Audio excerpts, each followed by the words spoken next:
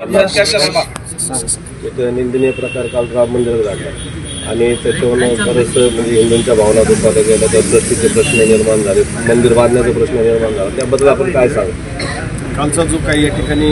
जो प्रकार घडला तो अतिशय निंदनीय असा या ठिकाणी घटना घडलेली आहे। सर्वप्रथम मी या घटनेचा या ठिकाणी निषेध करतो आणि ही जो काही एक समाजामध्ये आपण म्हणतो ना उत्कृष्ट किंवा जे काही हा एक प्रकारचा समाजामध्ये एक समाज आहे की जो वेगवेगळ्या धर्मामध्ये तेढ निर्माण करण्याचं काम या ठिकाणी करत आहे, तर हा जो प्रकार जी मंडळी असतील ज्यांनी कुणी हा केलेला असेल तर त्यांच्यावरती आज प्रशासन या ठिकाणी आहे, तर मी त्यांना या ठिकाणी सांगतो की त्यांच्यात कडक कारवाई करून त्यांना कशा पद्धतीने त्या ठिकाणी त्यांच्यावर गुन्हे दाखल करता येतील हे या ठिकाणी सर्वप्रथम मी प्रशासनाला या ठिकाणी मी सांगतो की आपण लवकरात लवकर सखोल चौकशी करा, त्याच्यात तळागाळात त्या ठिकाणी आपण गेलं पाहिजे।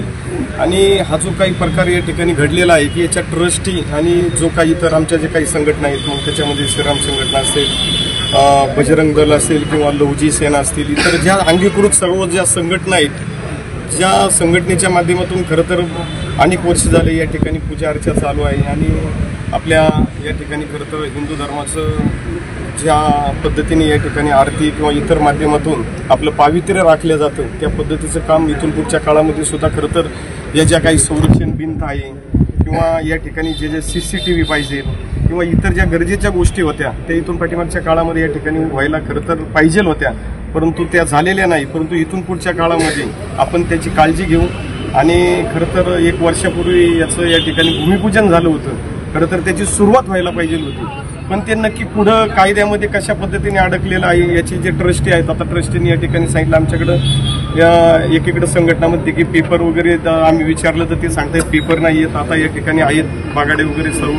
तर ते म्हणतात आमच्याकडे पेपर आहेत, तर त्या पद्धतीने तहसीलदार सगळ्यांना एकत्रित बैठक घेऊन त्या पद्धतीने कायदेशीर बाबी तपासून त्यात एक लोकप्रतिनिधीमधून काय मदत लागेल ती देखील याच्यामध्ये करून लवकरात लवकर या ठिकाणी ज्या पद्धतीने भूमिपूजन झालेलं आहे त्याची सुरुवात आपल्याला कशा पद्धतीने करता येईल सर्व ट्रस्टींना देखील या ठिकाणी विचारात घेतलं जाईल, त्यांच्याकडे काय पेपर आहेत आणि ज्या पद्धतीने त्यांनी या ठिकाणी सांगितलं की काही ट्रस्टी त्या ठिकाणी मयत आहेत त्यांची वारस नोंद झाली पाहिजे, तर त्या वारस नोंदसाठी जी काही मदत लागेल आणि लवकरात लवकर या ठिकाणी राम मंदिराचं काम चालू करण्यासाठी आम्ही सर्वजण वगैरे या ठिकाणी प्रयत्न करू।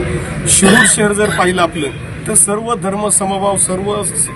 धर्म एकत्रपणे या ठिकाणी चांगल्या गुण्या गोविंदाने या ठिकाणी काम करतायत, व्यापार करतायत, कोणाचे कुठल्या पद्धतीचे मतभेद नाही आहेत, परंतु हा काहीतरी समाजात वेगळ्या पद्धतीने एक मेसेज देण्याचं काम किंवा असा एक या ठिकाणी समाज आहे की जो अशा पद्धतीने तेढ निर्माण करण्याचं काम करत आहे, तर ते लवकरात लवकर शोधून आपण त्यांच्यावरती कारवाई करावी आणि